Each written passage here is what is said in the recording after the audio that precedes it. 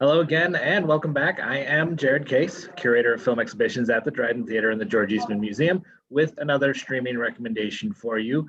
I love it when people come in and point us to places other than the major streaming platforms where you can find some really great cinema quality stuff.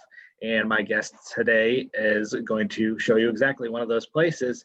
Please welcome from the L. Jeffrey Selznick School class of 2006, is Doug McLaren. Hi, welcome. How you doing, Doug? Doing okay, yeah. Having a lovely kind of snowy day here in Ithaca. You're down at the Cornell Cinema. You've got a wonderful background there of the booth. Not that you're actually in the booth, but it's a nice background. No, I'm home, but this is the booth here at Cornell Cinema. These projectors have since been replaced. This photo's about 15 years old, but we do still have our 35 projectors. I thought it would be a nice pull back into the theaters for when we can finally return. Absolutely, we all want to get back, definitely. So tell us about your role there at the Cornell Cinema. Sure, yeah. So I'm the manager at Cornell Cinema, so I oversee sort of the general operation of it. When we're open for the public, we have a staff of students, about 25 students, and they sort of handle the majority of the tasks of actually operating the theater. So they're the projectionists, they're the box office staff, they're the concessions folk, they're the ushers taking the tickets. And I sort of oversee hiring and training and making sure that everything is running smoothly at the theater. And I was actually a student at Cornell, and as a student worked at Cornell Cinema. And that was kind of what got me hooked on cinema and exhibition and, putting me on my path. Well, not only that, but you're also one of these itinerant projectionists going around to festivals and helping them out as well. Oh, yes. Yeah. Been doing that for, I guess, 20 years now. Yeah, it's been a really great time to sort of travel around the country and show great work. It probably doesn't hurt to have worked on all of those different kinds of projectors if you're running a theater of the size that you have there at Cornell. Yeah, definitely having an intimate familiarity with all sorts of equipment, especially in a place like this where, it's students are running it. So they're running into novel problems kind of all the time. And, being able to quickly think oh no, wait, that you didn't, set the reel in properly kind of thing, or, that kind of thing. Yeah, it's really handy. And, we do kind of itinerant screenings around campus too. So we'll bring our projectors and a portable screen and stuff and set up in Sage Hall or Sage Chapel, which is really nice old church there on campus. And we'll show silent films there with live accompaniment and stuff like that. And it's a really great time. Yeah, that sounds great. So we've all been shut down for going on almost a year now. Is there any hope of opening up for you guys? Not in the near term. I think Cornell is gonna have us, shut down for at least the spring semester. We'll probably, hopefully reopen in the fall. I think it kind of it's the vaccine rollout, I think, is probably will determine it. When do folks who are 18, 19, when do they get vaccinated? Right. That's probably going to be kind of what determines when we can open and how that opening will go. I imagine it'll probably be some hybrid of virtual and in-person stuff for a while. Can you tell us a little bit about the programming that happens there when you are open? Yeah, we do a pretty wide mix of stuff, trying to sort of span, the whole of cinematic history. So, as I mentioned, we do silent films with live music. We do experimental films. We do international cinema, documentaries. We also do second run Hollywood stuff. On the Friday and Saturday nights to sort of pull people in, and then we'll hook them with with other titles later. Yeah, and then we try to bring in filmmakers and outside lecturers to sort of talk and give context to all of the films that we're showing. Yeah, it's a pretty wide mix. Yeah, sounds very familiar to what I'm accustomed to. So you graduated nearly 15 years ago now. Is there anything that you still take from that year at the Selznick School that you apply in your job? Yeah, yeah. One of my favorite rotations was actually with the Dryden Theater, sort of learning how to put together repertory programs, and then sort of advertising those and getting folks in the door for those programs, and sort of and also like the researching and how much work kind of goes into putting together these programs was really, really formative. And then, also working with the film materials themselves as a projectionist, handling, films is always a treat, and getting to really spend an intensive year doing kind of nothing but that was really, really wonderful. Yeah, and getting to hold nitrate too. That like a dream. Yeah. So you have brought a title that is not on any of the major streaming services. As a matter of fact, very independent film. Why don't you tell us a little bit about it? Yeah, so the film I chose is American Revolution 2. It's coming to us from the Chicago Film Archives. They did a preservation of this film a couple years ago through the National Film Preservation Foundation. It is a film, takes place in Chicago, where I lived for about 10 years. It was made by the Film Group. They were a Chicago film production company. They made TV commercials, industrials, educational films, and political documentaries in the late 60s and early 70s. They most famously made The Murder of Fred Hampton, a documentary that screened at the Dryden Theater 2018, I want to say, as part of the UCLA Festival of Preservation. That film was preserved at UCLA Film and Television Archive. That film documents the chairman Fred Hampton, who is the head of the Chicago chapter of the Black Panthers. Sort of his interactions with the public, and then his eventual murder and cover up by the Chicago Police Department and the FBI.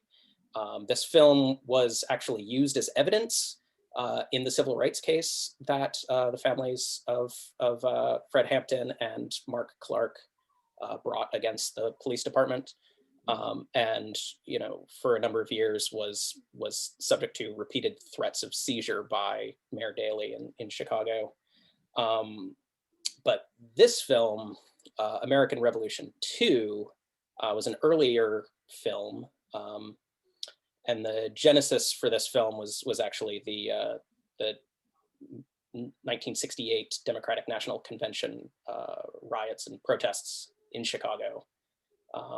The film group, they shot a lot of footage during these riots, and they intended to make a documentary just about the DNC protests.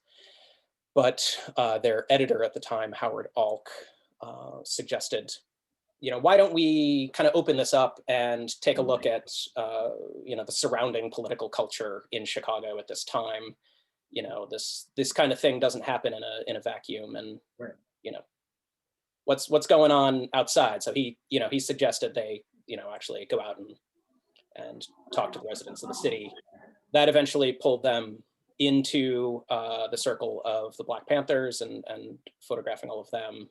And this film kind of focuses on section leader Bobby Lee as he sort of helps sort of get, organize sort of cross-racial, multi-ethnic coalition of gangs around Chicago to sort of help fix the problems in their neighborhood.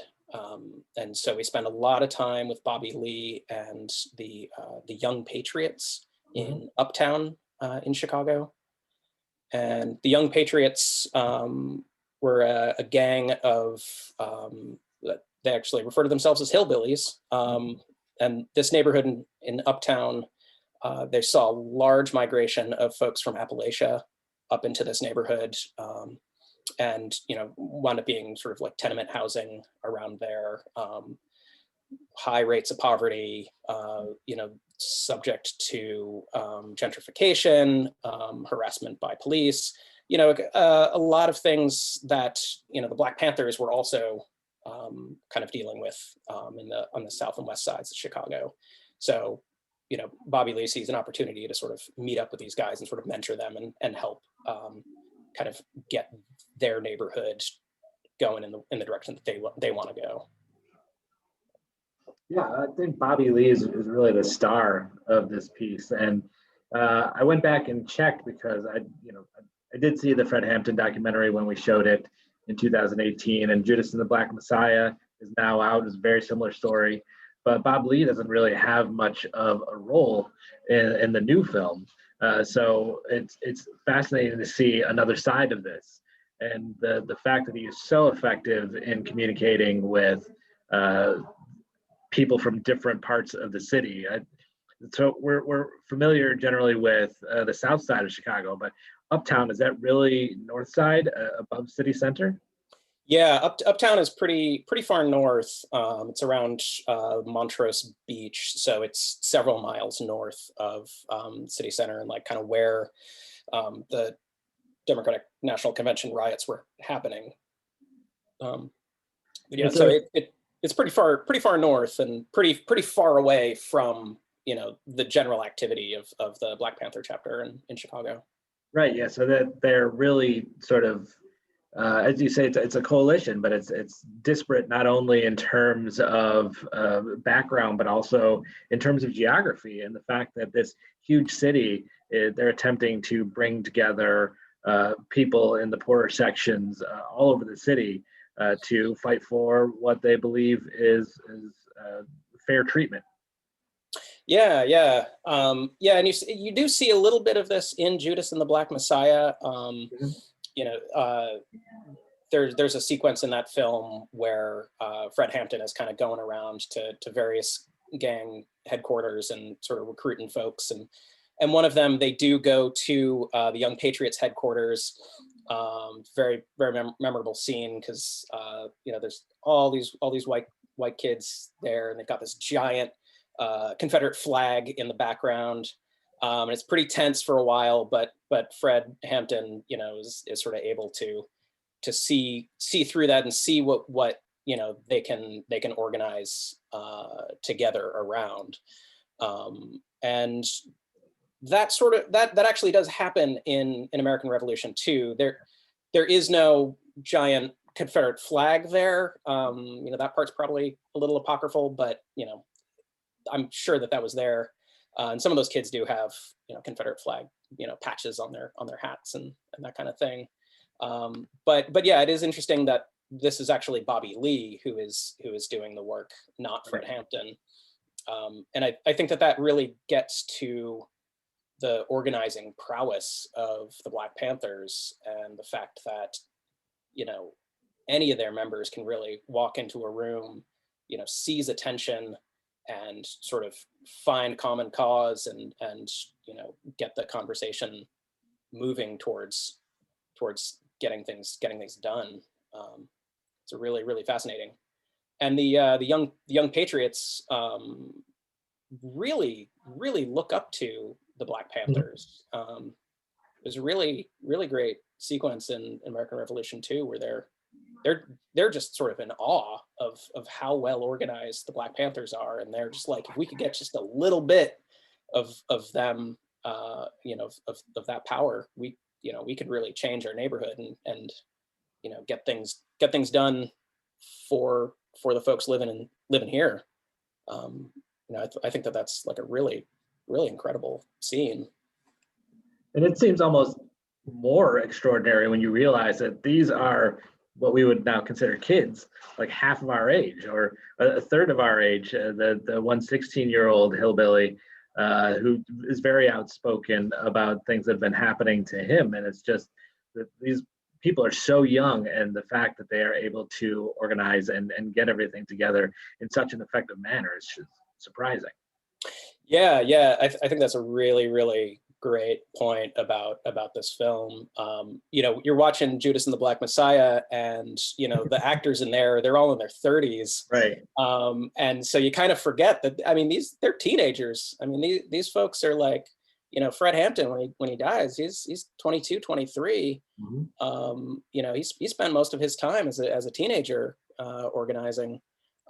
Yeah, and this teenage hillbilly, I mean, he's like, I mean, he's fired up. He's like, he's sick of the harassment of the cops. I mean, he's spiraling. Like, he's just like, what can you do? They're not going to stop. They're not. How do you do it if you're not going to?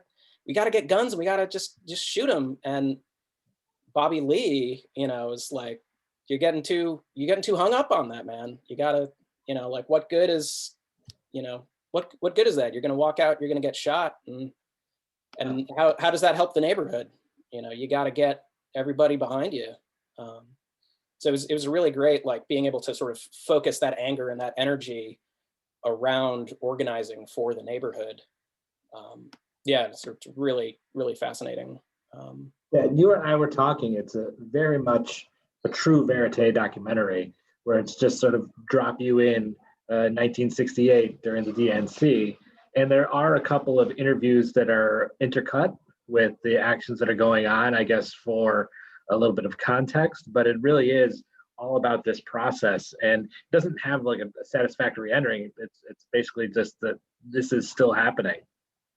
Yeah, it is. It does feel, unfortunately, a little bit like a time pit. Like the last 50 years, it kind of just recycled themselves. But yeah, it's a really interesting documentary with its verite style, because you don't get any sort of names or contexts or anything while this is going on. You sort of just have to pick it up as you're going along. I think a really interesting structure to the film is starting with the DNC riots.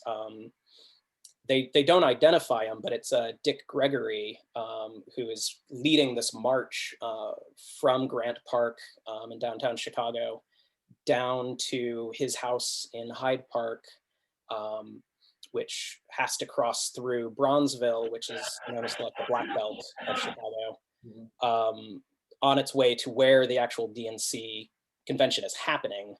And so he's inviting them all, like, you're all private citizens, come on down to my house. Like, we're just taking a walk to my place. And the National Guard like stops them before they get to Bronzeville. And there's a really great interview with, I think it's the only person who's actually identified on screen as a private first class in the National Guard. Right.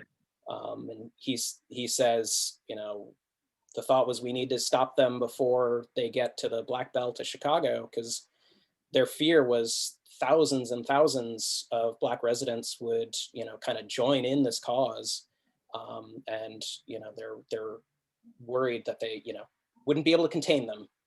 And so I think that's like an interesting start to the documentary, because then it is like, okay, well, what is the common cause with, these white middle class college students and the Black citizens of Chicago? And we then move to, these man on the street interviews. That we go to like a pool hall, asking all these residents kind of what they think, and they're essentially like, that's a real shame that that the cops were hitting them, but that happens every day here. Like, you're asking for sympathy for something that, like, nobody's given sympathy to us for it, which is really great. And then kind of segues on to the Black Panthers and helping organize Young Patriots, and all while, like, not really a lot of context, but watching it happen kind of live. It's interesting that the choices in the documentary, and we'll get to the editing, but the choices show the organizers interacting more with the general public than rather the Black Panther demonstrations or the organization itself. It's really about that outreach. That's what the revolution is. It's they're reaching out to the regular people and getting them to understand that there is something that they can do. They don't just have to sit back. Yeah. I mean, it really is like the nuts and bolts of organizing. It's not very sexy work. There's not a lot of fiery speeches, but it is the important stuff. And you do see them progress into kind of their first political actions towards the end of the documentary, where they interrupt like a business council meeting, and then they, have a sit down with the Chicago police PR guy, Right. which is like a really, really crazy scene. But yeah, and then it sort of ends with like, there's a little bit of hope for this coalition to sort of take off, but unfortunately, we know that didn't happen. Yeah, that scene with the police official was revelatory, just in the fact that he's standing in this room of people organized that want to meet with the police, and he's asking the people what they did wrong. We understand that we did things that were wrong, but what did you do that was wrong? Yeah, that kind of like flipping around of like, look, sure he abused you, but like, what did you do that, Yeah. why did he do it? Like, Yeah. As though there's any sort of justification for it, and that in fact is what lots of people in that room are saying. Like, Right. it doesn't matter. It doesn't matter what I did. Yeah. This is not okay. But he's like really kind of, you feel him, his gears moving as he's trying to spin this thing around, try to flip it so that it's not the police department's fault. It's your fault for allowing this to happen. For bringing it on yourself. Yeah. So one of, if not the strongest tool in the Verite handbook is editing. And this is a very quick 75 minutes, and the editing really keeps it moving along, but it captures some of the confusion and chaos that happens during the demonstrations, as well as dropping in those little interviews that provide a little bit of context just to the attitudes that are going on. Yeah, no, it's really, really tightly edited stuff. I mean, you're chopping right along, and it's like almost associative editing. Like the second you start thinking about something, we're kind of there. Like the second they start saying, all right, we got to take this, out of this room and, bring it into the neighborhood. You're interrupting a business council meeting. Right. We're going to have a sit down with the cops. We're there, and it's a really, really well done thing. And, part of that is Howard Alk, who was an editor with the film group. And, he ultimately was the co-director for the film. But yeah, he sort of had this initial idea to expand it beyond the Democratic National Convention. Yeah, and he's actually a very interesting character. He was, he went to the University of Chicago in their like interdisciplinary program for exceptionally smart young students. I think he was like 14 or something like that. He was like around the same time as like Susan Sontag was also down there. I don't think that there were classmates, but they were around the same time.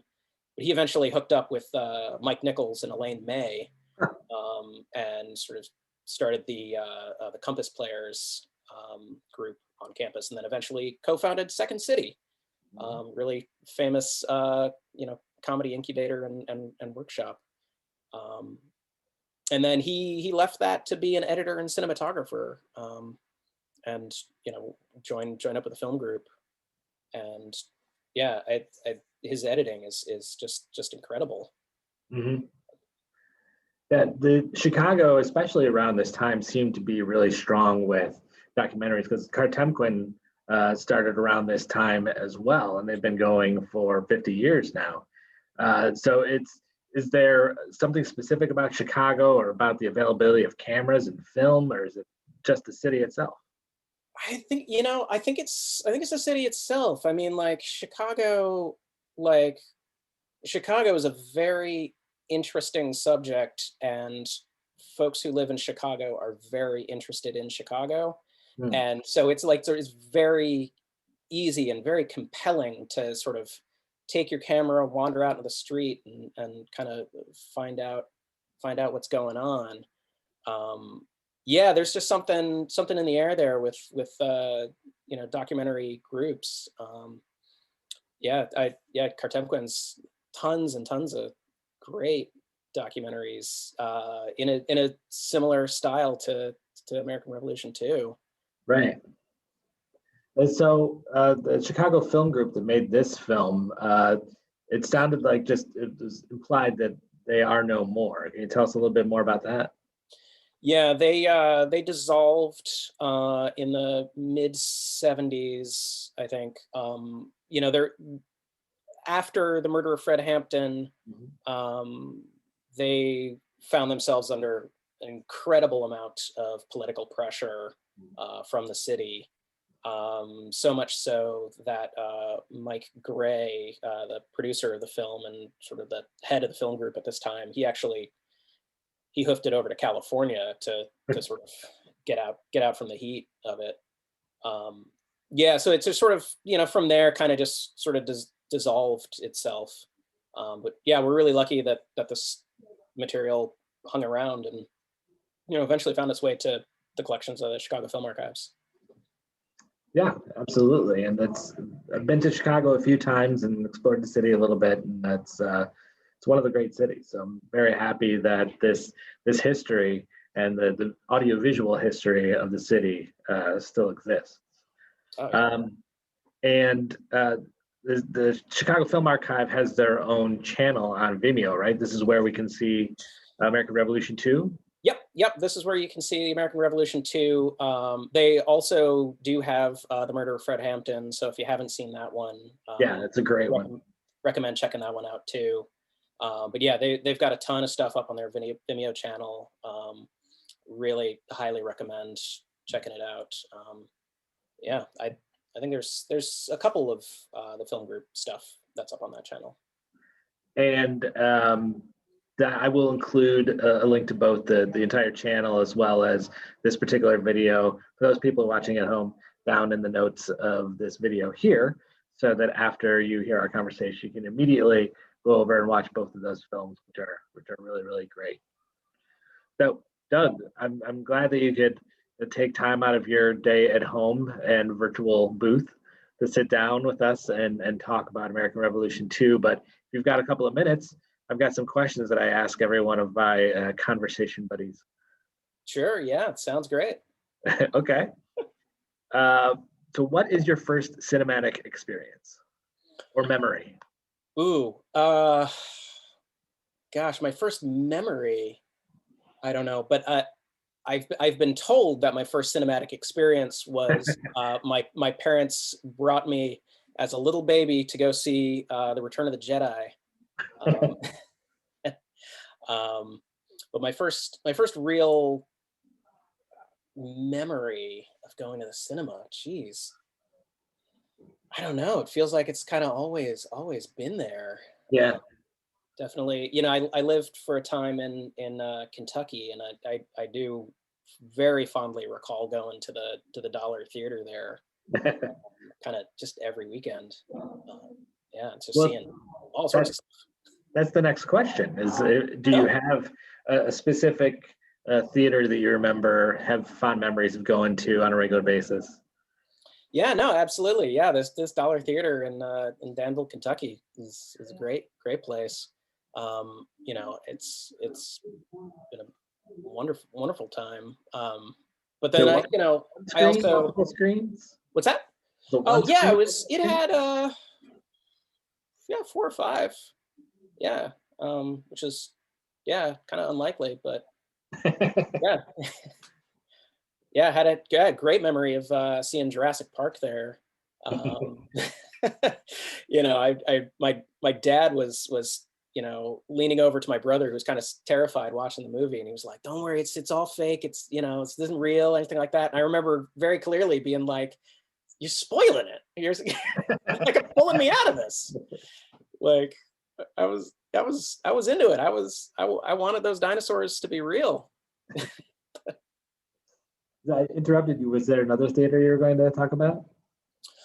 I mean, just our local multiplex. Growing up out in at Painted Post, New York. That place was great. I had a buddy who got a job there, and so I got to sort of just mess around after hours.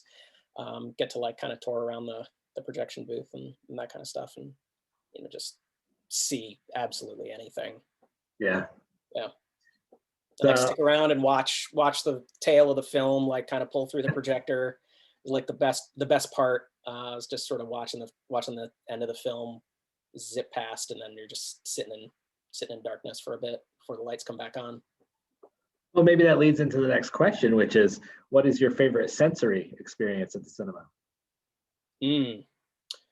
Yeah, it's definitely the lights dimming at the start of the film.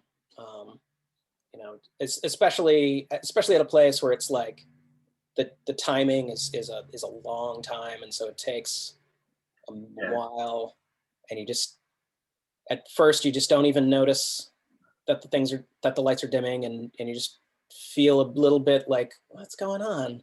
And then you suddenly realize that, like, oh, it's time for the film. Yeah, that's my absolute favorite part. Anticipation. Yeah, definitely. Getting ready for something cool to happen. Yeah. So where do you sit in the movie theater when you go? I'm constantly in like a push-pull relationship between working in the booth and wanting to get as close as possible. So it really, there's some days where I feel like I need to be like right up against the wall with the projection booth and see what they're seeing, and then there's other days where like I gotta be right up front, probably 3 rows back, just enough to get the full picture in my periphery, but not so close I'm hurting my neck. But yeah, I love to be close enough to see the film grain. Yeah. One last question, less experiential. And in an academic setting, this is probably an easy question for you, right? Is there a book that you can recommend for people who are still at home without a theater? They can pick up and learn either about Chicago film history or film history in general? Ooh, yeah, there's a stack of them over here. There's one that I've been reading a bunch lately. It's the Paul Schrader's Transcendental Cinema book. A new edition of that was recently published. So he sort of adds on to his original writings, kind of as more transcendental cinema as he saw it was made. And that one's really great. And we had opportunity to do a sort of transcendental cinema program around when he released First Reformed. Yeah, his addition to transcendental cinema. Right. Yeah, he's obviously known as a writer and director, but I think less people know how really great of a writer he is as well. Oh yeah. I mean, him writing on Ozu is really really great. I don't think I quite got Ozu until I was reading something here. It seems like it's hard to find a pairing of such disparate filmmakers of Schrader talking about Ozu. Yeah, no, yeah.